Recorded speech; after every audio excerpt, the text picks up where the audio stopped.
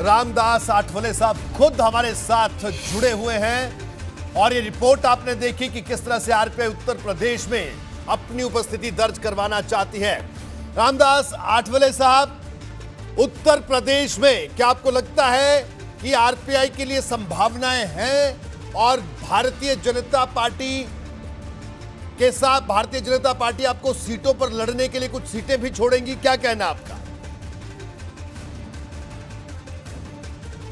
हाँ, मेरा कहना यह है कि Republican party of India NDA का एक पार्टनर है और रिपब्लिकन पार्टी जिस तरह मैंने कल सारंगपुर में मतलब जिस तरह हमारी रैली निकलने की इन्फॉर्मेशन दी थी, गोरखपुर में मैंने बताया था कि भाई रिपब्लिकन पार्टी ऑफ इंडिया पहले ज़माने में सत्ता में थी जी।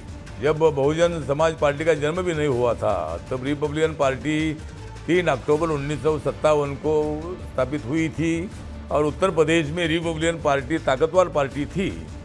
तो अभी हमारी कोशिश है कि भाई ये जो हमारा जनाधार है, ये जनाधार बढ़ाने की कोशिश हमारी है। आज हमारी पार्टी छोटी पार्टी है लेकिन हमें हर जिले में रिस्पांस मिल रहा है। बहुजन समाज पार्टी पर लोगों की नाराजगी नजर आ रही है और लोग रिपब्लिकन पार्टी को बाबा साहब की सही पार्टी के नाम से आरपीआई को जानने लगे हैं और इसीलिए मतलब हमारी कोशिश है कि भारतीय जनता पार्टी के साथ अलायंस हो और एक 8-10 सीटें आरपीआई को मिलती है तो उसका फ़ायदा बीजेपी को भी होगा और रिपब्लिकन पार्टी को भी बीजेपी का फ़ायदा होगा और बहुजन समाज पार्टी को रोकने के लिए इसका अच्छा उपयोग हो सकता है।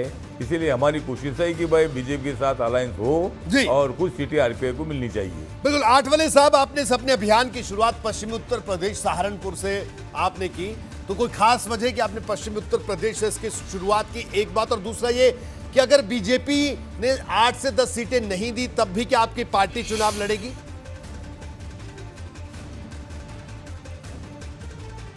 हाँ, मतलब बीजेपी तो कुछ सीटें देगी क्योंकि हमारी माननीय अमित शाह साहब से मैंने बात किया है, जेपी नड्डा साहब से भी बात किया है और उसके साथ साथ योगी आदित्यनाथ जी से मैंने 2-3 बार बात किया है। हमारे बंसल जी उनके साथ भी बात किया है, हमारे केशव प्रसाद मौर्य जी उनके साथ भी हमने बात की है। तो मतलब रिपब्लिकन पार्टी जो है ये रिपब्लिकन पार्टी बीजेपी के साथ रहकर लड़ना चाहती है, अलग लड़कर बीजेपी का नुकसान नहीं करना चाहती है।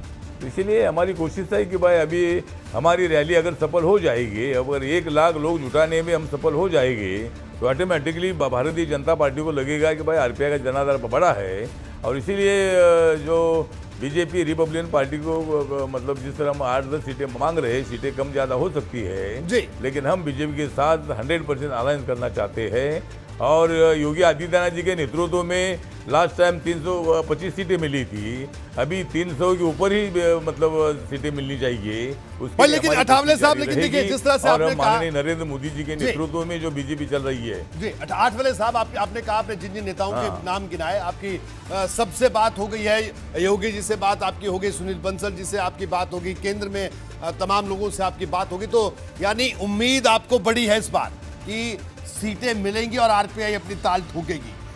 आठवले साहब, मैं आपको एक बात बता दूं, हालांकि आपको ये बात मालूम है, उत्तर प्रदेश में आप बहुत फेमस हैं। लोकसभा में जब आप उठ खड़े होते हैं बोलने के लिए और जब भी हम अपने एबीपी गंगा पर आपके बयान चलाते हैं तो उसको खूब देखा जाता है और खास तौर पर जो आपकी जो शायरी है, आपकी जो पोइट्री और उसका जो अंदाज है वो बहुत फेमस है लोगों के बीच में। तो उत्तर प्रदेश के चुनावी माहौल को लेकर या बीएसपी को लेकर कुछ लिखा हो रामदास आठवले साहब ने तो एबीपी गंगा के तमाम दर्शक वो जरूर सुनना चाहेंगे। आठवले साहब, हाँ, तो मतलब मैं इतना ही बताना चाहता हूँ कि मैं किसी के साथ नहीं लेना चाहता हूँ पंगा, मैं किसी के साथ नहीं लेना चाहता हूँ पंगा क्योंकि मेरे साथ है एबीपी गंगा।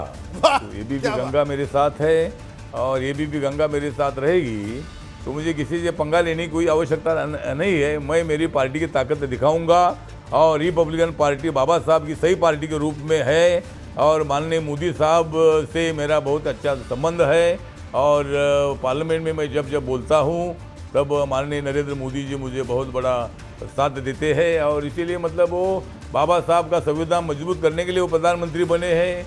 दलितों का आरक्षण सुरक्षित रखने के लिए वो प्रधानमंत्री बने हैं, देश का विकास करने के लिए वो प्रधानमंत्री बने हैं। और मैं इतना ही बताना चाहता हूँ कि